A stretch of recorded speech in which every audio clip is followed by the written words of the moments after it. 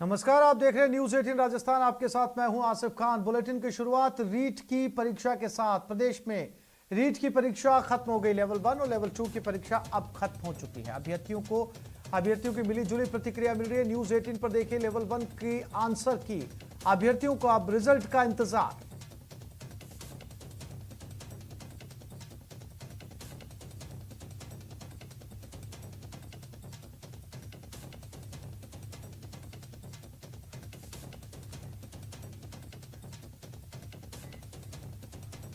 और परीक्षा के बाद अभ्यर्थियों की कैसी प्रतिक्रिया रही, आपको सुनाते हैं। जैसा उम्मीद करके आए थे वैसा ही पेपर निकला है। जैसा हम सोच के आए थे, इतना पेपर टफ नहीं आया है। जैसे जैसे सोच आता है कि इतनी भीड़ है, 32 लाख अभ्यर्थियों ने उसका वो फॉर्म डाला था, लेकिन ऐसा पेपर नहीं आया है। बहुत इजी पेपर था। हाँ। कैसा पेपर था, किस तरह का पेपर था? पेपर थोड़ा सिंपल था। अब की बार कट ऑफ कुछ ऊपर रहेगा, मतलब 115 120 के आसपास ही रहेगा। अच्छा, कितने क्वेश्चन सॉल्व किए आपने? पूरे किए सर। पूरे सॉल्व किए। हाँ। कौन से क्वेश्चन ज़्यादा थे, किस सब्जेक्ट के क्वेश्चन ज़्यादा देखने को मिले? इसमें देखो मैथ में क्या था, जो पेडागोगी का सेशन था वो कम दिया है। अब की बार 5 ही नंबर का, लगभग 15 नंबर का रहता है वो, तो 5 ही नंबर का दिया है और सभी ठीक था। अच्छा मैडम, आपने पेपर दिया है? अच्छा, क्या नाम है आपका? मीनाक्षी। कहाँ से आए आप? महेश नगर। अच्छा, कैसा पेपर था, किस तरह के क्वेश्चन थे? पेपर बहुत इजी था। बहुत इजी पेपर था। कितने क्वेश्चन किए आपने? पूरे पूरे क्वेश्चन की। क्या उम्मीद लग रही है आपको, क्या कट ऑफ रह सकता है इस बार? कट ऑफ आ ही जाएगा। आई जाएगा? क्यों? पेपर इजी है। इजी पेपर है।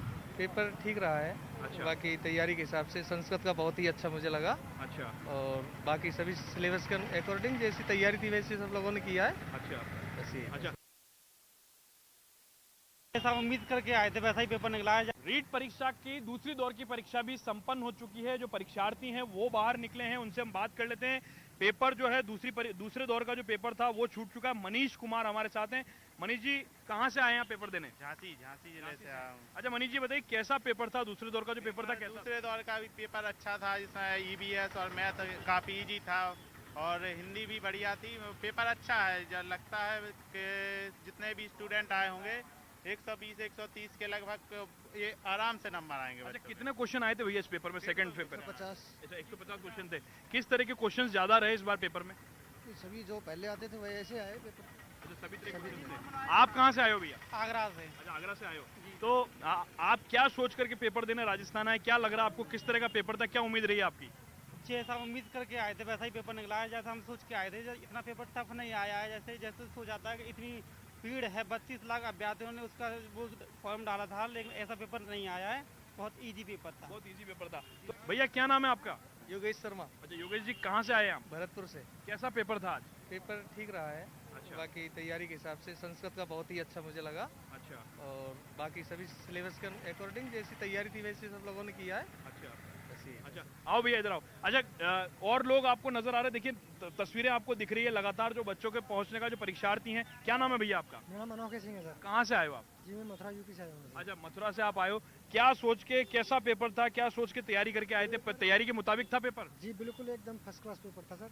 बढ़िया पेपर हुआ, एग्जाम अच्छी सुविधाएं थी वैसे राजस्थान सरकार की। अच्छा, अरेंजमेंट के लिए क्या कहेंगे? जब आप मथुरा से लेकर के जयपुर आए, किस तरह के अरेंजमेंट थे? कोई दिक्कत, कोई परेशानी हुई? कोई परेशानी नहीं सर, अच्छा अच्छी तरह से अच्छे आए। अरेंजमेंट है। ठीक है, देखिए आप नज़ारा आपको नज़र आ रहा है, दूर दूर तक बच्चे लगातार जो हैं वो बाहर निकल रहे हैं सेंटर से, और वो कोशिश कर रहे हैं अपने अपने घरों के लिए तय समय पर, सही समय पर जो है ये बच्चे अपने अपने घरों को लिए पहुंचे। और कोशिश यही है राजस्थान सरकार की भी, तमाम एजेंसीज की, कि शांतिपूर्वक तरीके से इस परीक्षा को संपन्न कराया जा सके, बच्चे अपने अपने घरों पर सकुशल जो है वो पहुंच सके। इसी कोशिश में लगातार जो है राजस्थान पुलिस की जो टीमें हैं, तमाम जो प्रशासनिक अमले के जो लोग हैं, वो देर रात तक जो है सड़कों पर जुटे रहेंगे। और कोशिश यही रहेगी सरकार की कि लोग सुरक्षित अपने घर पर जो है, अपने ठिकानों पर जो है वो पहुंच सके। कैमरामैन यासीन के साथ लवली वधवा, न्यूज़ 18 जयपुर। तो प्रदेश की सबसे बड़ी परीक्षा की दूसरी पारी खत्म हो चुकी है। सभी अभ्यर्थी अब अपने अपने जिलों में, अपने अपने घर की तरफ लौटने लगे हैं। और जैसा कि पहली पारी की परीक्षा के बाद में कुछ एक्सपर्ट्स पैनल में हमारे साथ बैठे थे और उन्होंने चुटकियों में सारे प्रश्न पत्र को सॉल्व कर दिया था। और अब बारी है दूसरे पारी के प्रश्न पत्रों की। हमारे साथ वही पैनल एक बार फिर से मौजूद है। अब उन स्टूडेंट्स के लिए, उन अभ्यर्थियों के लिए ये जानने और समझने का सुनहरी मौका है कि वो जो पेपर देकर आए हैं, उन पेपर में उनसे कहां गलती हुई और कितने सवाल जो है वो उन्होंने ठीक ठाक लिखे हैं। महेश के साथ, महेश दादिच हमारे संवाददाता इस समय न्यूज रूम में मौजूद है। उनके साथ वो पैनल पूरा का पूरा एक्सपर्ट्स का बैठा है। उन्हीं के पास चलते हैं और जानते हैं कि दूसरे पारी के पेपर जो हैं वो अभ्यर्थियों के कैसे हुए हैं। महेश दादिच। जी बिल्कुल, धन्यवाद आसिफ। और जिस तरह से हमने रीट लेवल सेकंड का पेपर हल किया था, रीट लेवल 1 का पेपर यानी कि जो दूसरी पारी में हुआ है 2:30 बजे से 5 बजे की पारी में, वो भी हम हल करने वाले हैं। हमारे एक्सपर्ट पैनल में पूरे जो विषय के विशेषज्ञ हैं वो सारे जुड़ चुके हैं और अपने अपने जो विषय में जिस तरह का पेपर रहा है उसको हल करने की कवायद जो है लगातार यहाँ पर जारी है। और इसमें खास बात है कि देखिए, पर्यावरण अध्ययन पर विशेष इस लेवल में जोर रहता है और उसके साथ में गणित आ जाती है, हिंदी, अंग्रेजी और संस्कृत जो भाषा रहती है उसको खासे जो अभ्यर्थी रहते हैं वो यहाँ पर चूज करते हैं। तो जैसा कि हमने पहले प्रश्न पत्र को हल किया था, उसी तरह से अब दूसरी पारी के इस प्रश्न पत्र को हल करने की जो कवायद है वो यहाँ पर शुरू हो चुकी है। और कोशिश करते हैं कि दूसरी पारी के बारे में राघव सर से ही जानने की। सर, इस बार दूसरी पारी का पेपर किस तरह का रहा? बहुत सरल, सहज क्वेश्चन, शायद बिल्कुल रहा। और मुझे लगता है कि अच्छी मेरिट भी ठीक होनी चाहिए और बच्चों ने इसको एंजॉय किया होगा। और लगभग सारा बहुत सामान्य था, इसलिए कोई टेंशन तनाव वाली बात नहीं थी। और लंबे समय से परीक्षा चली आ रही थी, इसलिए बच्चों ने काफी अच्छी तैयारी की थी और उस तैयारी के आधार पर प्रश्न बहुत सरल होना चाहिए। हालांकि मेरे हिंदी में तो फिर एक प्रश्न गलत हो गया, बल्कि 2 गलत हो रहे हैं, लेकिन एक तो बिल्कुल ही गलत हो गया। पिछले परीक्षा में भी आपने बोनस दिलवा दिया, इसमें भी मुझे लग रहा है पिछले में भी प्रश्न गलत है और इसमें भी प्रश्न गलत है। मैं देखो, पहले यहाँ पर ये जो अवतरण है विद्याभासी पुरुष को, ये इस अवतरण में से मैं प्रश्न लेता हूं। और प्रश्न 36 है, विद्वान का स्त्रीलिंग क्या है? तो विदुषी है, बिल्कुल बी आंसर इसका सही है। एक वचन बहुवचन का सही युग्म है और उसका आंसर है पुस्तक का पुस्तकें।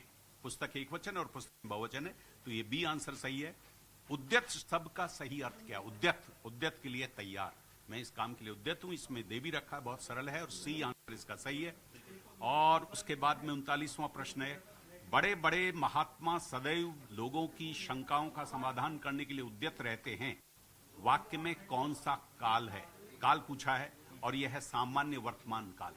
यह बिल्कुल सामान्य वर्तमान काल है, क्योंकि जो सामान्य अवधारणाएं प्रस्तुत की जाती है सामान्य वर्तमान काल में होती है। 40वां प्रश्न है, जिस समास में सामासिक पद के दोनों पदों में विशेषण विशेष या उपमेय उपमान का संबंध हो, वह है। बहुत क्लियर है, जो समास की जो परिभाषा है उसमें कर्मधारय समास है, क्योंकि उसमें विशेषण विशेष और उपमेय उपमान होता है। ये जो प्रश्न है जो गलत हो गया वो है 40वां।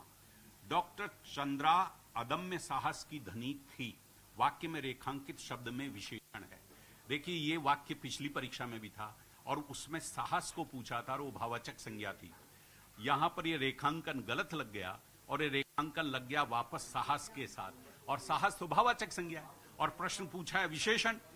ये रेखांकन लगना चाहिए था अदम्य के साथ, तो अदम्य जो है विशेषण था। ये बिल्कुल अंडरलाइनिंग बहुत गलत शब्द के नीचे आ गई और इसलिए ये भाववाचक संज्ञा, ये तो भाववाचक संज्ञा जो रेखांकन और पूछा है विशेषण, ये प्रश्न बिल्कुल गलत हो गया। इसलिए इस पर बोनस अंक की मांग की जा सकती है। बिल्कुल बोनस अंक मिलेगा ही, उसमें कोई शक नहीं है। और 42वां प्रश्न है, निम्नलिखित में से उद्धरण के लिए प्रयुक्त किया जाने वाला शब्द चिन्ह कौन सा है?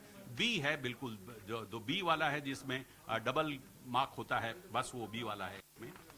इसके बाद में जो दूसरा जो उद्धरण है, उस जो सुखी सफल और उत्तम जीवन वाला जो उद्धरण है, उसमें देश शब्द का पर्यायवाची क्या है बताइए? देश का पर्यायवाची राष्ट्र दे रखा है। कोई इससे सरल कोई प्रश्न हो सकता है?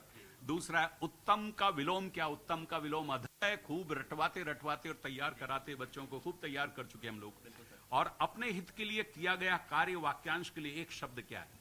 और अपने हित के लिए, सामान्यतः बच्चे कहीं परोपकार न कर जाएं, अपने हित के लिए काम होता है स्वार्थ, स्व अर्थ, खुद के लिए, इसलिए इसका सी आंसर सही है। विद्वेष शब्द में उपसर्ग है, द्वेष शब्द है और इसलिए इसका उपसर्ग होगा वी उपसर्ग है और ए इसका आंसर सही है। वी उपसर्ग है, वह के छोटी की मात्रा। और यथाशक्ति शब्द में समास का प्रकार है। यथा जहां भी आएगा वहां पर अव्ययी भाव समास होगा और ये अव्ययी भाव समास है। खूब इस पे तैयारी की गई है। और उसके बाद में फिर जो कुछ प्रश्न है वो है देखिए, मुहावरे को लेकर के प्रश्न है। मुहावरे के प्रयोग से बने वाक्य का सही विकल्प चुनिए। और इसमें सुरेश की तो अक्ल मर गई, अक्ल मरती नहीं, अक्ल मारी जाती है, तो ये गलत है। और बंद कमरे में उसका दम फूलने लगा, दम घुटने लगता है, फूलता नहीं। और उसके बाद में दोनों भाई खेत के स्वामित्व के लिए लाल पीले हो रहे थे, ये बिल्कुल सही आंसर सही है, ये सी आंसर सही है। और चोरी करते उसकी नाक झुक गई नहीं, उसकी नाक कट गई, नाक कटना मुहावरा है। और हिंदी भाषा में ये फिर एक प्रश्न गलत हो गया। ये दूसरा प्रश्न ये है, ये प्रश्न आप देखिए बहुत ये ठीक नहीं है। यही प्रश्न पिछली परीक्षा में भी आया है, तो बच्चों ने उसको डिस्कशन कर लिया होगा, ये पेपर तो आउट हो, ये प्रश्न तो आउट हो गया। फिर लेकिन इसमें गलती हो गई। हिंदी भाषा में वाक्य के प्रमुख अंग होते हैं, यह है, और उस प्रमुख की जगह आ गया मनुष्य अंग होते हैं। ये तो सीरियस मिसप्रिंट है, और इसलिए मनुष्य अंग होते हैं, तो कोई वाक्य नहीं बना। हालांकि इसमें आंसर तो इसका 2 है, लेकिन ये मनुष्य प्रश्न होने से ये प्रश्न भी बिल्कुल बच्चे इसके भी रद्द करने की मांग कर सकते हैं, इसलिए 2 प्रश्न ऐसे हो गए। 57वां प्रश्न है, खुद श्रीमान बैंगन खाएं और औरों को परहेज बताएं, इस लोकोक्ति का सही अर्थ क्या है? तो ये डी है साहब, केवल दूसरों को सलाह देना लेकिन उसे व्यवहार में न लाना, बस यही बात है इसमें। आम जीवन में भी हम ऐसा महसूस करते हैं। या हमारे देखिए, हम बच्चों को तो मेहनत करने की बात करते हैं, और पेपर बनाते समय हम लोग मेहनत में कच्चे रह जाते हैं, ये ठीक नहीं है। और परोपकार में किस संधि का उपयोग है? पर और उपकार है, ए और ऊ है, गुण संधि है, इसलिए इसका बी आंसर सही है। और इसमें अगला प्रश्न जो है 59, मुझे विश्वास है कि उन्हें किसी अन्य बंदी से नहीं मिलने दिया जाता था। ये की जब जहां भी आ जाता है वहां पर ये मिश्र वाक्य होता है, इसलिए इसका आंसर मिश्र वाक्य बी। और आपका जीवन सुखमय हो, अर्थभेद के आधार पर किस प्रकार का वाक्य है? आपका जीवन सुखमय है, ये इच्छावाचक है, इच्छार्थक है, इच्छावाचक है, बी आंसर बास। तो ये हमारे 18 प्रश्न व्याकरण के आए हैं इसमें, और इसमें 2 प्रश्नों में बहुत गड़बड़ हो गई, 16 प्रश्न बिल्कुल सही है, बच्चों ने अच्छा किया होगा। तो सर हिंदी का तो आपके कोई विकल्प हो नहीं सकता, आपका कोई जवाब नहीं है, बहुत चुटकियों में आपने कर दिया। मैम कुछ जो सवाल व्याकरण से जुड़े, भाषा से, हाँ, हिंदी भाषा शिक्षण को लेकर बात करें, 12 प्रश्न आए हैं और 12 प्रश्न बहुत सरल हैं, विद्यार्थियों ने चुटकियों में इसका हल कर लिया होगा। बात करते हैं, निम्नलिखित में से कौन सी बोलने की योग्यता है? आशु भाषण जो है उस योग्यता में आता ही है। रेडियो अधिगम सामग्री है, सभी जानते हैं कि श्रव्य सामग्री है रेडियो। ध्वनि, शब्द, वाक्य रचना और ज्ञान देना हिंदी शिक्षण का कौन सा उद्देश्य है? ये ज्ञानात्मक उद्देश्य में आता है, और बहुत बार बताया गया है विद्यार्थियों को। शिक्षक शाम पर कॉपी या स्लेट अक्षरों पर लिख देता है और छात्रों को कहता है कि इन अक्षरों को देखकर उसके नीचे स्वयं लिखे, तो क्या होगा भाई? ये तो अनुकरण होगा, तो इसका उत्तर सही होगा अनुकरण विधि। नेक्स्ट देखते हैं, बहुविकल्प, सही गलत, विषम का चुनाव, युगलीकरण एवं रिक्त स्थान की पूर्ति किस प्रकार के प्रश्नों के भेद है? तो ये होगा हमारा वस्तुनिष्ठ प्रश्न, और ये सुबह भी ऐसा एक प्रश्न आया था, तो विद्यार्थियों ने सही किया होगा। अगले प्रश्न की ओर आते हैं, तो देखिए, उस शिक्षा शास्त्री का नाम बताइए जिन्होंने कहा स्कूल एक बाग है, अध्यापक एक माली है और बच्चे पौधे के समान है। विद्यार्थियों ने इसका उत्तर दिया होगा फ्रोबेल। कई बार हमने इसको रटा, बहुत इजी। महात्मा गांधी जो है वो बेसिक शिक्षा में प्रमुख सिद्धांत किसको लेकर आते हैं? वो लेकर आते हैं मातृभाषा शिक्षण को। इतना इजी प्रश्न है। और अगर 2 प्रश्नों पर बात करें तो व्याकरण शिक्षण प्रणाली का विकृत रूप अगर हम सुग्गा प्रणाली को कहते हैं तो कौन सी है वो? पाठ्य पुस्तक प्रणाली जो है इसका बिल्कुल सही उत्तर। नवीन शिक्षण पद्धतियों में प्रोजेक्ट पद्धति सभी विद्यार्थी जानते हैं कि जॉन ड्यूवी और किल पैट्रिक इसको लेकर आए हैं, तो सीधा साधा उनको सही उत्तर मिला। इसके बाद अगर हम बात करें, परिभाषा दी गई, हो सकता है कि वो परिभाषा विद्यार्थियों को ना आए, लेकिन फिर भी वो परिभाषा बहुत ही सरल थी और उसका सही उत्तर है हर्बर्ट ने जो है वो रुचि का जो है वो सदैव ध्यान रखना चाहिए बालकों की, ऐसा कहा। नेक्स्ट हम देखते हैं पाठ्य पुस्तकों के उद्देश्य के अंतर्गत पाठ्य पुस्तकें शिक्षक या बालकों के लिए क्या होगी? वो साध्य नहीं है, केवल साधन और साधन के रूप में प्रयोग में ली जाती है। लास्ट प्रश्न अगर हम देखें तो भाषा शिक्षण में उपयोगी श्रव्य और दृश्य साधन की बात अगर की जा रही है, श्रव्य की बात भी हो गई और दृश्य की बात भी हो गई, तो फिर वो बात होगी हमारी अभिनय जो है वो श्रव्य और दृश्य दोनों संसाधनों में काम में लिया जाता है। बहुत ही इजी गोइंग जो है वो प्रश्न आए तो विद्यार्थी सही लेकिन करके आएंगे। मैं महेश जी कहना चाहता हूं कि न्यूज 18 ने बहुत कमाल कर दिया। इधर पेपर खत्म हो रहा है और बच्चे थोड़ा संभल रहे हैं, और उधर उनके सामने की जारी कर रहा है न्यूज 18। बहुत धन्यवाद सर। बहुत कम समय में आप लोगों ने जो सवाल यहाँ पर हल किए हैं हिंदी विषय के, कोशिश है मेरी कि पर्यावरण अध्ययन पर जिस तरह से कवायद पर जो आंसर की तैयार करने की चल रही है उसमें जान लेते हैं सर कितने सवालों के हल हो पाए हैं और क्या हम विद्यार्थियों को दे सकते हैं अभी आंसर की? पर्यावरण अध्ययन में हमें मनोज रांगेरा जी बताएंगे। पहले देखो, एक तो क्वेश्चन इसमें आया है राजस्थान के संदर्भ में, राजस्थान का राजकीय वृक्ष जिसको आप खेजड़ी, बिल्कुल आसान क्वेश्चन। दूसरे नंबर पर हम क्वेश्चन देखना चाहेंगे भारत के जलीय जीव को लेकर क्वेश्चन आया है, जिसका आंसर होगा गंगे डॉल्फिन या गंगाई डॉल्फिन के नाम से भी आप जान सकते हैं। डॉल्फिन की वह प्रजाति जो गंगा नदी में मिलती है। नेक्स्ट क्वेश्चन है आपके भारतीय वन जीव संरक्षण अधिनियम को लेकर क्वेश्चन आया था। तो भारतीय वन जीव संरक्षण अधिनियम का आपके प्रारंभ या लागू करने की बात करते हैं तो 1972 में लागू हुआ, जिसको राजस्थान में 1973 में लागू किया गया। तो इसका सही आंसर होगा 1972। नेक्स्ट क्वेश्चन आता है आपका जैव विविधता को लेकर। जैव विविधता शब्द का सबसे पहले प्रयोग किसने किया? तो रोजर व्यक्ति के द्वारा इस शब्द का सबसे पहले प्रयोग किया गया। एक क्वेश्चन आता है प्रथम भारतीय अंतरिक्ष यात्री कौन थे? राकेश शर्मा जी। नेक्स्ट क्वेश्चन आता है एक क्वेश्चन था जल दिवस को लेकर। जल दिवस 22 मार्च को मनाया जाता है। नेक्स्ट क्वेश्चन हम देखेंगे बर्फ से बने हुए मकान क्या कहलाते हैं जो आपके एस्किमो जनजाति के द्वारा मूलतः बनाए जाते हैं, जिनको आपके इग्लू के नाम से जाना जाता है। गुंबदाकार आकृति इनकी देखने को मिलती है। नेक्स्ट क्वेश्चन है अपना राजस्थान में वह जिला कौन सा है जो सबसे ज्यादा जिलों के साथ साझा करता है या सीमा बनाता है? तो इसका आंसर नंबर 1 पर तो आता है पाली, लेकिन इसमें पाली ना होने के कारण ऑप्शन में इसका आंसर नागौर माना जाएगा। नेक्स्ट क्वेश्चन आएगा आपका पर्यावरण के जैविक घटक को लेकर। इसके आंसर की बात करते हैं तो पेड़ पौधे इसका आंसर देखने को मिला। नेक्स्ट वनानुमूलन के दुष्परिणाम पूछे गए थे इसमें। तो इसके अंदर जो 4 ऑप्शन थे उसमें मृदा अपरदन में वृद्धि इसका सही आंसर होगा। बाकी 3 ऑप्शन जो थे उनके कारण आपके आंसर गलत माने गया। नेक्स्ट सुनिएगा सर, इसके अंदर एक क्वेश्चन हो रहा है अंतरराष्ट्रीय जैव विविधता दिवस को लेकर। अंतरराष्ट्रीय जैव विविधता दिवस की अगर हम बात करते हैं दोस्तों तो 22 मई को इसको मनाया जाता है और इसका सही आंसर देखने को मिलता है। अंतिम क्वेश्चन आपके इस पर्यावरण काल को लेकर मेरा जो क्वेश्चन था, सौर मंडल का या सौर परिवार का सबसे बड़ा ग्रह कौन सा बताया जाता है? तो इसमें बृहस्पति इसका सही आंसर होगा। और ये बहुत शानदार क्वेश्चन थे जिसके अंदर कठिन व सरल दोनों प्रकार के क्वेश्चनों का समावेश किया। बाकी धन्यवाद मनोज जी। अनिशा जी हमारे साथ में पर्यावरण के कुछ सवालों के जवाब देने के लिए मौजूद है। मैम कौन कौन से सवाल हैं जो आप यहाँ हमें बताने चाहेंगे? थोड़े से कला संस्कृति के क्वेश्चन है यहाँ मेरे पास में, और बहुत ही इजी क्वेश्चन आए जिनका स्टूडेंट इजीली जवाब दे सकता है। और सभी को पहले शुभकामनाएं मेरी तरफ से। और मैं चलती हूँ अपने पहले प्रश्न की तरफ। निम्नलिखित में से उस त्योहार को चुनिए जो श्रावण की पूर्णिमा को मनाया जाता है। और एक बहुत ही आसान सा इसका आंसर था जिसका होगा रक्षाबंधन। इसके बाद में अगला क्वेश्चन की तरफ अपन चलते हैं। तो एक और क्वेश्चन आपके मेलों से ही लिया गया था। सीताबाड़ी का मेला जहाँ लगता है वह स्थान कौन सा है? तो वो है केलवाड़ा 12 के अंदर लगाया जाता है। और अगला क्वेश्चन भी बहुत ही इजी था कि राजस्थान का राज्य वृक्ष है जो कि खेजड़ी है। इसके बाद में हम आगे चलते हैं।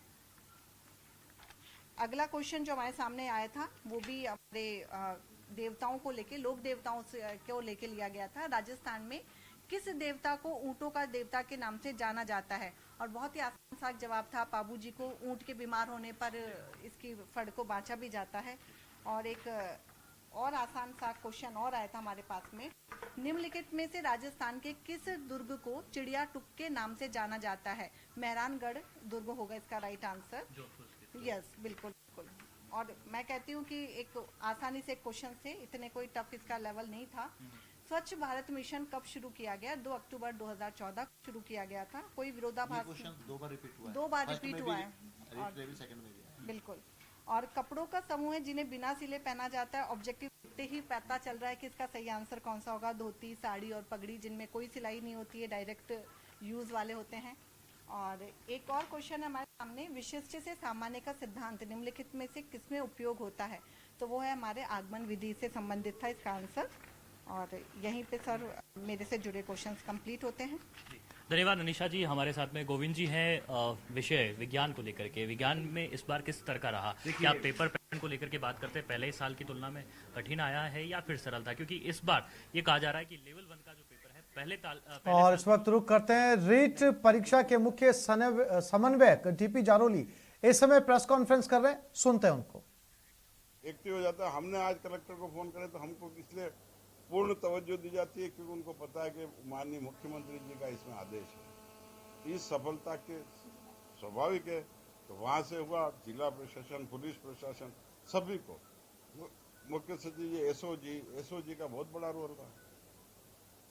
एसओजी ने कई जगह कई लोगों को पकड़ा और इसमें जितने कम पकड़े गए, मैं आज सबसे बड़ी खुशी एक बात की है, जो मेहनत कर गरीब बच्चा, गांव का बच्चा या पैसे वाला भी है जो पढ़ने वाला, उन बच्चों के हक को मैंने कुछ चुनिंदा उद्योगपति चाहे जो गलत काम करते हैं, पैसे से सिलेक्शन करवाते हैं, या जो लोग इसमें इन्वॉल्व है, ऐसे गैंगस्टर है जो करोड़ों रुपए कमाते हैं, और ये आपने विगत 4 या 6 दिन में देखा है कितना पैसा पकड़ा गया। ये पकड़ा तो कितना सा जाता है। और हमारी तैयारियां जो हो रही थी ये बाहर आपके द्वारा या कहीं के माध्यम से कुछ बाहर भी गई। इससे जो थोड़ा बहुत भी समझदार साहब पकड़े जाएंगे, उन्होंने तो फिर भी हिम्मत करी, फिर भी इतने लोग पकड़े जा रहे हैं। हमने हमारे गरीब मुख्यमंत्री जी की जैसी भावना है कि हम किसी का हक किसी को नहीं देते और पिछड़े। रीट परीक्षा संपन्न होने पर शिक्षा राज्य मंत्री सुभाष गर्ग का एक्सक्लूसिव बातचीत। शिक्षा राज्य मंत्री ने क्या कुछ कहा, इसको लेकर आइए सुनते हैं। राजस्थान में रीट की महापरीक्षा जो है वो संपन्न हो चुकी है। इस वक्त हमारे साथ में मंत्री जो हैं सुभाष गर्ग साहब हैं। सुभाष गर्ग जी, जिस तरह से इस परीक्षा का आयोजन किया गया, लोग इसे एक बहुत बड़े इवेंट के तौर पर देख रहे थे कि किसी प्रकार की कोई कमी ना रह जाए। बाहर से आने वाले छात्रों ने भी तारीफ की जो दूसरे राज्यों से आए थे। क्या मानते हैं आप, किस नजरिए से देखते हैं एक मंत्री के तौर पर, एक शिक्षाविद के तौर पर, ये कितना बड़ा आयोजन था राजस्थान की राजधानी में और राजस्थान में? देखिए, ये जो रीट की परीक्षा है 2021 की एक प्रमुख चुनौती थी सरकार के समक्ष, जिला प्रशासन के समक्ष, पुलिस प्रशासन के समक्ष और माध्यमिक शिक्षा बोर्ड और शिक्षा विभाग के समक्ष। लेकिन मैं ये दावे के साथ कह सकता हूं कि जिस तरह से आज पुख्ता इंतजाम किए गए सरकार के माध्यम से और मुख्यमंत्री अशोक गहलोत के निर्देशन में खुद वो जो है बाकायदा मॉनिटरिंग करते रहे, कहीं कोई दिक्कत तो नहीं है किसी तरह की, चाहे हमारे जो अभ्यर्थी चाहे बाहर से आए चाहे विभिन्न जिलों से आए, उनके खाने पीने की व्यवस्था का, ठहरने की का, परिवहन की व्यवस्था का, परिवहन विभाग ने भी मुस्तैदी से काम किया। और मैं कह सकता हूं कि शायद किसी को ये शायद इतना निश्चित नहीं था कि इतनी शानदार तरीके से परीक्षा संपन्न हो जाएगी। मैं लगातार टीवी देखता रहा हूं और उसमें मैं देखता रहा हूं कहीं भी छिटपुट घटनाएं जरूर थोड़ी सी, मान लीजिए कोई नकल जो उन्होंने कोशिश की लेकिन वो सफल नहीं हो पाए। पहले ही पुलिस के द्वारा वो जो जितने भी मुन्ना भाई थे उनको धरपकड़ कर लिया गया। तो मैं समझता हूं एक बहुत बड़ी परीक्षा सरकार के समक्ष एक चुनौती थी, लेकिन एक शानदार बेहतर प्रबंधन, जिस तरह से कोरोना में प्रबंधन किया वैसे ही ये 16-17 लाख की परीक्षा का आयोजन करना, आप जान सकते हैं किस लेवल पर मॉनिटरिंग करना, फॉलोअप करना, सारी व्यवस्थाओं को अंजाम देना। और मैं इस मौके पर मीडिया के फ्रेंड्स का भी धन्यवाद देना चाहूंगा और भामाशाहों का, सामाजिक संगठनों का, विभिन्न क्लब्स का, सरकार के विभिन्न विभागों का भी, कि उन्होंने मतलब सुबह से लेके ही नहीं बल्कि परसों से जो है उन अभ्यर्थियों को किसी तरह की परेशानी न हो उस सारे इंतजाम में लगे रहे। और मैं इस बात की बधाई भी देना चाहूंगा, धन्यवाद भी देना चाहूंगा। गर्ग साहब, फुल प्रूफ एग्जाम कराना एक बहुत बड़ी चुनौती होता है किसी भी गवर्नमेंट के लिए, किसी भी एजेंसी के लिए। फुल प्रूफ कराने में काफी हद तक जो है वो कामयाब रही राजस्थान की सरकार। लेकिन जो बच्चे घर की ओर लौट रहे हैं, जो बच्चे जा रहे हैं अपने घरों की ओर, क्योंकि कल भी एक दुखद हादसा हुआ, बच्चों की मौत हो गई, ऐसे बच्चों को क्या कहना चाहेंगे और लोगों को क्या कहना चाहेंगे, किस तरह से अनुशासन की पालना की जाए? देरी हो सकती है लेकिन वो अपने घर पहुंचे, सुरक्षित पहुंचे। देखिए, सरकार के माध्यम से बाकायदा स्टूडेंट्स को एक गाइड मतलब एडवाइजरी जो है जारी की गई। ये उनसे अपील की गई कि घर से निकलते वक्त वाहन तेज ना चलाएं, भीड़ रहेगी, जाम लग सकता है, इसलिए बाकायदा एडवाइजरी शुरू में खूब लगातार 3-4 दिन से दी जाती रही। लेकिन कई बार ऐसी घटनाएं, दुखद घटनाएं घटित हो जाती है। सरकार के द्वारा भी संवेदनाएं व्यक्त की गई, हमने भी स्वयं जो है उनकी तरफ जहां मेरे साथी महेश दादी जिस समय रीट एक्सपर्ट्स के साथ बात कर रहे हैं। महेश, देखिए आसिफ, ब्रेक से पहले हम लोग बात कर रहे थे अलग अलग सब्जेक्ट एक्सपर्ट से कि किस तरह से रहा है रीट लेवल 1 का जो पेपर है वो। और हमने सबसे पहले हिंदी की बात कर ली थी, उसके बाद में हम पर्यावरण अध्ययन की जो है आंसर की अपने अभ्यर्थियों को पूरी तरह से बता चुके हैं। विज्ञान विषय पर हम बात कर रहे थे। डॉक्टर गोविंद शर्मा हमारे साथ में है। जो सवाल हैं उनके जवाब किस तरह से आप हमें? देखिए, इसमें एक प्रश्न है कि निम्नलिखित में से कौन सा एंजाइम अग्नाशय द्वारा स्त्रावित नहीं होता है? ये बहुत अच्छा प्रश्न है, इसके ऑप्शन भी बहुत अच्छे हैं। इसका उत्तर होगा रेनिन। रेनिन किडनी के द्वारा निकाला जाने वाला एंजाइम है। उसके बाद इसमें अगले प्रश्न की ओर बढ़े तो साइंस में अगला प्रश्न आया है कि जातियों की रेड डाटा बुक जो होती है, रेड डाटा बुक जो प्रकाशित कौन करता है? इसका उत्तर होगा IUCN, international union for conservation of nature and natural resources. IUCN ये डाटा बुक जारी करता है। अगला क्वेश्चन है कि ग्रेगर जॉन मेंडल ने अपना शोध कार्य किसके ऊपर किया था? तो मैं बता दूं, इसका उत्तर होगा उद्यान मटर। ग्रेगर जॉन मेंडल ने आनुवंशिकी के प्रयोग किए थे उद्यान मटर के ऊपर। उसके बाद अगला प्रश्न चले यहाँ पर तो अगला प्रश्न है कि निम्नलिखित में से कौन सा एंजाइम लार में उपस्थित होता है। देखिए एंजाइम पे दूसरी बार प्रश्न आ रहा है, पहला आया था नहीं होता है अग्नाशय से संबंधित, अब आ रहा है कौन सा एंजाइम लार यानी कि सलाइवा यानी कि हमारे मुंह में उपस्थित होता है, पेप्सिन, ट्रिप्सिन, लैक्टेस, टाइलिन। तो इसका बहुत अच्छा उत्तर है टाइलिन। उसके बाद अगला प्रश्न है डिजीज और उनके कॉजेज एजेंट को लेकर। मलेरिया किससे होता है? प्लाज्मोडियम नामक जीवी से। अमीबाइसिस किससे होता है? एंटमीबा हिस्टोलाइटिका से। और ट्यूबरक्लोसिस किससे होता है? माइकोबैक्टीरियम ट्यूबरक्लोसिस नामक जीवाणु से। और कोलेरा होता है विब्रियो कोलेरा नामक जीवाणु से। तो ये यहाँ पर डिजीज और उनके जो कार्य उनके कारण हैं उनको लेकर प्रश्न है। इसमें पशु रोग से संबंधित एक प्रश्न भी आया है, रानीखेत रोग किससे संबंधित है? तो इसका उत्तर होगा मुर्गियों से संबंधित है रानीखेत रोग। और रानीखेत जगह का नाम भी हिमाचल प्रदेश में, लेकिन मुर्गियों से संबंधित रोग है और जो कि इस समय राजस्थान में बहुत ज्यादा देखने को एक कंट्रोवर्सी कारण मिला था। बहुत अच्छा प्रश्न है कि अफीम किससे प्राप्त होता है? अफीम जो कि दर्द निवारक औषधियों में कार्य आता है, ये प्राप्त होता है हमें पेपावर सोमनीफेरम नाम के पौधे से। और ये तो बहुत एक्सपेक्टेड क्वेश्चन था कि अफीम किससे प्राप्त होता है? पेपावर सोमनीफेरम नाम के पौधे से। और इसमें एक क्वेश्चन ये है जो कि विटामिन से हर साल प्रश्न आते हैं, तो इस साल भी विटामिन से प्रश्न है। और विटामिन का प्रश्न बहुत इजी है कि विटामिन ए की कमी से कौन सा रोग होता है? स्कर्वी, रंतौंदी, रिकेट्स या बेरी। तो इसका उत्तर होगा रंतौंदी। तो पेपर ना तो इजी है ना टफ है, पूछा है लेकिन ट्रिक्स करके पूछा है, विद्यार्थी को एक बार सोचने को जरूर टाइम देगा। तो साइंस के प्रश्न हम यहाँ पर जान चुके हैं, उनके हल हम जान चुके हैं। माथा पच्ची वाले सवाल रह जाते हैं गणित के, आइए उनको किस तरह से हल किया जा सकता है। हमारे साथ में यहाँ पर धर्मेंद्र जी मौजूद हैं, किस तरह से सर जवाब देंगे, किस तरह से आपके जवाब यहाँ पर तैयार हैं? सर मैंने मॉर्निंग में भी कहा था जिसने कैलकुलेशन की है उसके लिए पेपर इजी है और इसमें कुछ भी नहीं है। मतलब सेकंड लेवल में बच्चा अगर ये पेपर अटेम्प्ट किया होगा तो बहुत मतलब कुछ समय में कर लिया होगा, मिनटों में कर लिया होगा। और ये क्वेश्चन बहुत इजी है, मैं जवाब देता हूँ सबके। जैसे एक प्रश्न है 20 मीटर लंबी, 5 मीटर ऊंची और 50 सेंटीमीटर मोटी दीवार वाला जो क्वेश्चन है, इसका जवाब है 11,750। इसके बाद अगर मैं बात करूं एक डायग्राम वाला क्वेश्चन है जिसके अंदर हमें दो समांतर भुजाएं दे रखी हैं, उस क्वेश्चन का जो डायग्राम का जो क्वेश्चन है उसका आंसर है 60 डिग्री यहाँ पर। इसके बाद अगर मैं बात करूं अगले क्वेश्चन की, मिलान चिन्हों वाला क्वेश्चन है, बहुत ईजी सा क्वेश्चन है, बच्चा छोटी क्लास में पढ़ता है, सबको पता होता है। ऑप्शन सी यानी पहले 4 डंडे खींचे फिर क्रॉस खींचा, उसके बाद 4 डंडे 9 बनाना था इसके अंदर। उसके बाद एक हमारा क्वेश्चन है मासिक वेतन, पाई चार्ट के ऊपर एक चैप्टर नया जोड़ा गया था, बहुत बड़ी क्वेश्चन है, 4000 इसका आंसर रहेगा। उसके बाद हम बात करें अगला क्वेश्चन है कि पी ने 9000 रुपए का ऋण 8.5% साधारण ब्याज पे जो क्वेश्चन था, इस क्वेश्चन का आंसर है 11,040। हो सकता है बच्चा जल्दबाजी में 2040 कर दे क्योंकि यहाँ पर मिश्र धन का कॉन्सेप्ट बोल दिया गया उसने, पर बच्चा ब्याज के चक्कर में इसको गलत कर सकता है।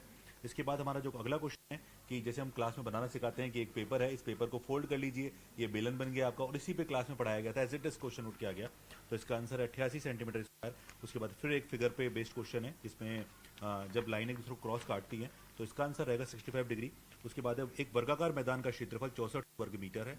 यहाँ पर अगर हम बात करें, इसको अगर जल्दबाजी में पढ़ा तो आंसर गलत करेंगे, लेकिन यहाँ पर एक छोटा सा सेंटेंस लिखा हुआ है 5 चक्कर लगाने पड़ता है दूरी, यानी परिमाप निकाल के सॉल्यूशन निकालेंगे तो 1600 मीटर आएगा, पर यहाँ पर 1.6 किलोमीटर दे रखा है। इसको ध्यान रखना है हम लोगों की, यूनिट्स को बहुत चेंज किया है इन लोगों ने, यानी कंसंट्रेशन जरूरी है यहाँ पर।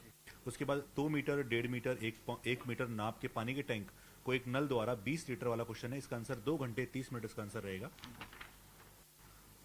उसके बाद हम बात करें 2 अंकों की सबसे बड़ी और सबसे छोटी अभाज्य संख्या में अंतर है। यहाँ पर अभाज्य संख्या के बारे में पूछा गया, जल्दबाजी में करोगे डेफिनेटली गलत किया होगा। इसका आंसर 86, बस सिंपल चीजें आपको पता होनी चाहिए। देन 12 दर्जन, 12 लिखा हुआ फिर दर्जन लिखा हुआ, कंफ्यूज करने के लिए। तो 12 दर्जन पेनों का मूल्य 720 रुपए, तो 25 पेनों का मूल्य पूछा गया, यानी एक पेन का मूल्य निकालकर इसका आंसर आएगा 125 रुपए। देन 5 छात्रों का औसत भार 40 किलोग्राम है, उनमें से एक छात्र को फ्री कर दिया 50 किलोग्राम वाले को, तो जो बचेगा उसका 37.5 इसका आंसर रहेगा। इसके बाद हम बात करें आगे, एक वस्तु 10% लाभ विक्रय मूल्य 330 रुपए में बेची गई है, सिंपल सा क्वेश्चन है, 300 रुपए इसका आंसर है। एक विद्यालय में श्रमदान शिविर के अंतर्गत 12 छात्र 7 घंटे सफाई करते हैं और इसका क्वेश्चन का आंसर 3 है। देन एक यहाँ पर एक बार वाला क्वेश्चन है 0.123 के ऊपर बार है, इसका सीधा सा कॉन्सेप्ट होता है 37/300 इसका आंसर रहेगा। अगर आपने बेसिक पढ़ रखा है तो डेफिनेटली आप कर लेंगे इस क्वेश्चन को। उसके बाद 112वां क्वेश्चन है, सिक्कों पर क्वेश्चन है, 50 पैसे के 16 सिक्कों का मूल्य, आप ऑप्शन से ट्राई कर लीजिए, ऑप्शन बी इसका आंसर निकलेगा। क्वेश्चन 113 भिन्न वाला क्वेश्चन है, इसका आंसर 2/7, 3/13 और 5/6 को सही अवरोही क्रम में, अवरोही क्रम मतलब ऊपर से नीचे की ओर चलना है हम लोगों को, बड़े से छोटे की तरफ, तो इसका आंसर ऑप्शन ए होगा। देन इसके बाद एक कैलकुलेशन करनी थी, सिंप्लीफिकेशन का क्वेश्चन है, इसका आंसर ऑप्शन डी 17/30, इसको सुन लीजिएगा क्योंकि मैं नंबर्स बोल देता हूँ, चलो एक बार -1 3/5 माइनस फिर ब्रैकेट में 2 2/3 -4 5/6 आपको दे रखा है। इसका कैलकुलेशन आपको करना था। 115 नंबर का जो क्वेश्चन है, बड़ी से बड़ी संख्या जिसे 244 और 2052 से विभाजित करना है, तो यहाँ पर इसका ऑप्शन से आप ट्राई कर सकते हैं। इसके बाद 116वां क्वेश्चन जो है 1 करोड़, ये तो कोई भी कर लेगा, आई थिंक जरूरत नहीं है क्योंकि चेक सब बढ़ते हैं। और इसके बाद हम 117वां क्वेश्चन जो हमारा है, यहाँ पर लिखा हुआ यदि 3 1 P5 3 का गुणज है यानी 3 का मल्टीपल है तो 3 का भाग लगा लीजिए। और पूछ रहा है अधिकतम मान क्या होगा, तो इसका आंसर 9 होगा। एंड कुछ एक क्वेश्चन हमारे और बच गए हैं। 118वां क्वेश्चन हमारा, जिसमें एक सिंपल सिंप्लीफिकेशन क्वेश्चन था, कैलकुलेशन बेस्ड क्वेश्चन है, 416 इसका आंसर रहेगा। उसके बाद वह छोटी छोटी संख्या ज्ञात कीजिए जो 1 से 10 तक सभी संख्याओं से विभाजित है, ऑप्शन से ट्राई कर लीजिए। और लास्ट क्वेश्चन अगर मैं मैथ्स का बात करूं, इसके अलावा एक संख्या दे रखी है, उस संख्या में 3 4 5 के स्थानीय मानों गुणनफल, इसका आंसर ऑप्शन डी, 6 के बाद 7 जीरो लगानी है। ठीक है, ये आंसर है। इसके अलावा कुछ शिक्षण विधि के क्वेश्चन है, थोड़ा सा बता देता हूँ मोटा मोटा आप लोगों को।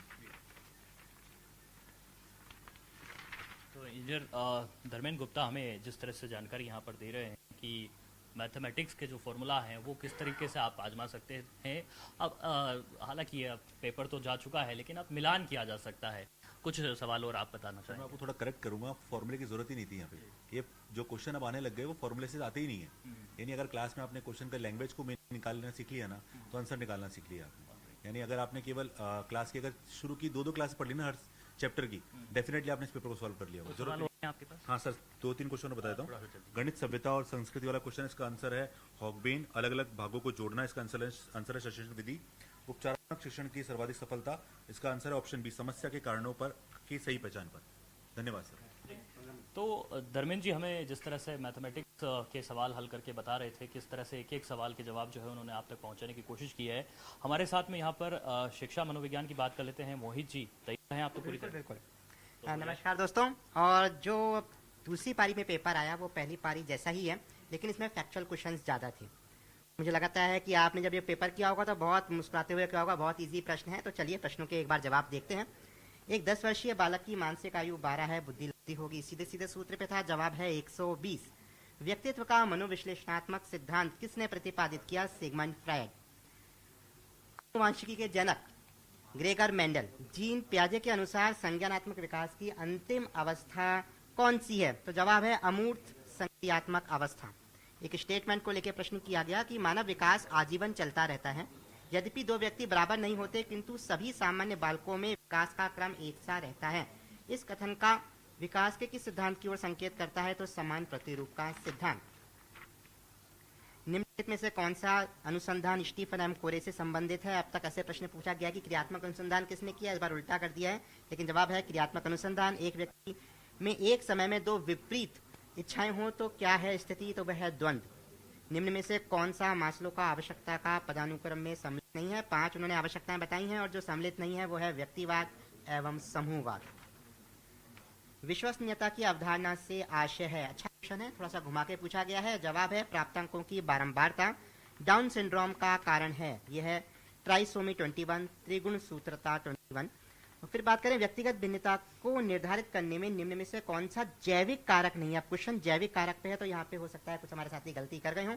जवाब है अभिभावक बालक संबंध। निम्नलिखित में से कौन सा दैहिक अभिप्रेरक नहीं है? फिर आपको कंफ्यूज करने के लिए किया गया, दैहिक अभिप्रेरक नहीं, तो दैहिक अभिप्रेरक जो नहीं है वो है उपलब्धि। जबकि अगर आपने अच्छी तरह पढ़ा होगा तो निश्चित रूप से इसको भी आपने सही किया होगा। रेमंड कैटल द्वारा व्यक्तित्व के कितने कारक बताए गए? ऐसा प्रश्न पहली पारी में भी आया था और इसका जवाब है 16। अल्बर्ट बंडूरा द्वारा प्रस्तावित अधिगम का सिद्धांत। फिर बहुत सरल प्रश्न, जवाब है सामाजिक अधिगम सिद्धांत। बहुबुद्धि का सिद्धांत किसने प्रतिपादित किया? आप देखिए सारे के सारे सिद्धांत किसने दिए, किससे संबंधित है? तो फैक्ट्स पे प्रश्न थे। हार्वर्ड गार्डनर इसका जवाब है। आगे बढ़ते हैं, बात करते हैं आरटीई 2009 जो है वो किस आयु वर्ग के बालकों के लिए है? तो बहुत इजी, फिर 6 से 14 साल के बच्चों के लिए है और ये पहली पारी में इस रूप में ही आया था कि कहाँ उसकी सीमाएं लगती हैं। फिर एनसीएफ 2005 की राष्ट्रीय स्टीयरिंग समिति के अध्यक्ष कौन है? तो प्रोफेसर यशपाल हैं। बात करते हैं उपचारात्मक शिक्षण किस प्रकार के बालकों के लिए प्रयुक्त होता है? अच्छा क्वेश्चन है, उपचारात्मक शिक्षण की बात की है, जवाब रहेगा धीमी गति से सीखने वाले बालक। विकास की किस अवस्था में एक व्यक्ति व्यावसायिक समायोजन, बिल्कुल व्यावसायिक समायोजन, आप उसी दौर से गुजर रहे हैं और दौर है किशोरावस्था का। बात करते हैं अगले प्रश्न की। तो प्रश्न हमारे पास आता है पारितोषिक तथा दंड के माध्यम से सीखना अधिगम के किस सिद्धांत से संबंधित है? तो बिल्कुल पारितोषिक और दंड की बात है, क्रिया प्रस्तुत की बात यहाँ पे की गई है। एनसीएफ 2005 के अनुसार गणित शिक्षण का क्या उद्देश्य है? तो उद्देश्य है बालक के चिंतन का गणितीकरण। कौन सा रोग वंशानुगत है? ये कुछ क्वेश्चन बायोलॉजी से रिलेटेड ज्यादा है। एक क्वेश्चन और हमने देखा था, इसका जवाब आएगा फिनाइल कीटोन्यूरिया। फिर आता है मध्यावधि परीक्षा का उदाहरण है, तो फॉर्मेटिव रचनात्मक इसका जवाब है। आरटीई 2009 के अनुसार प्राथमिक विद्यालयों के लिए विद्यार्थी अध्यापक अनुपात होना चाहिए, तो इसका जवाब है 30:1। तो ये प्रश्न उसके अनुरूप है नहीं जी, अनुपात जो है उसके अनुरूप है नहीं लोग।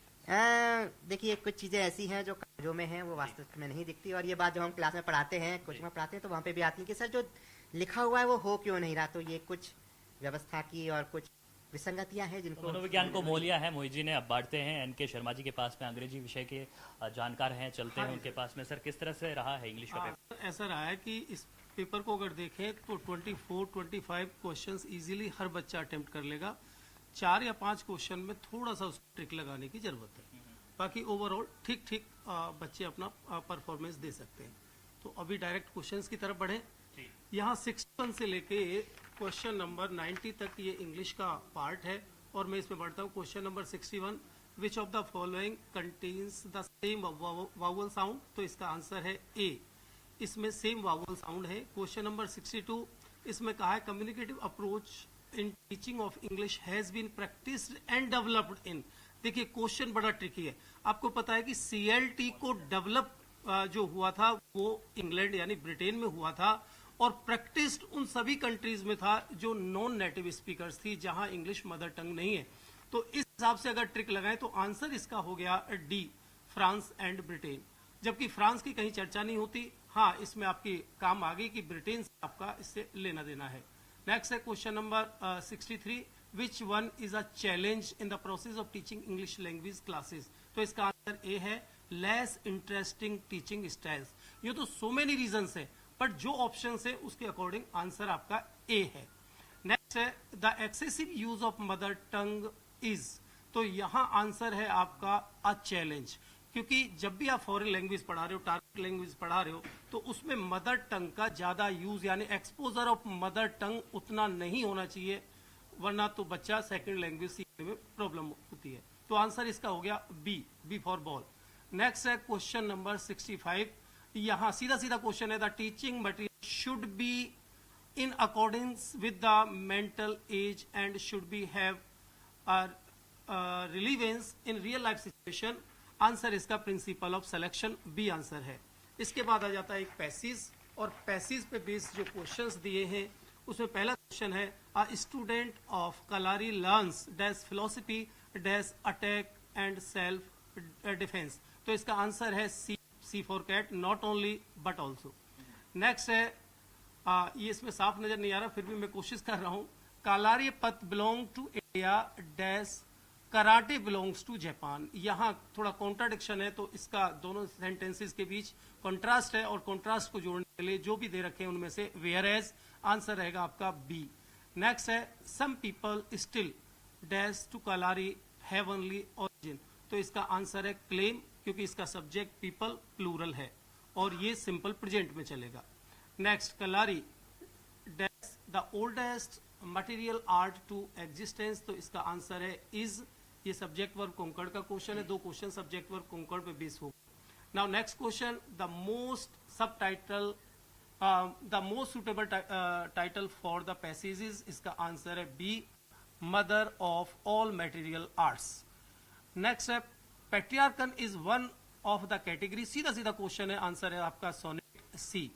नेक्स्ट है the number of pure vowel sound. हमें पता है कि वावल साउंड टोटल 20 है, उनमें से 12 प्योर वावल साउंड है और 8 डिप्थोंग्स है। तो इसका आंसर है डी 12।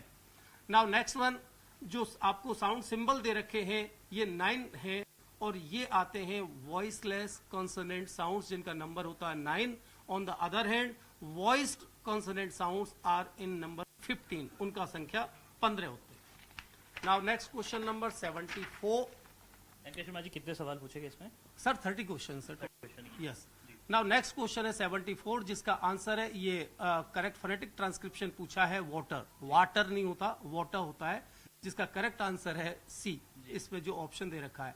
नाउ नेक्स्ट वन, यहाँ आपका डिफरेंट पूछा है कि किस में जो है साउंड जो है डिफरेंट है औरों से, तो आपका आंसर है सी, क्योंकि रिच है तो बाकी में सब में लॉन्ग है, क्योंकि रीच, रीड और ये जो रिच है इसमें शॉर्ट वावल साउंड है ई की, तो आंसर आपका आ गया सी।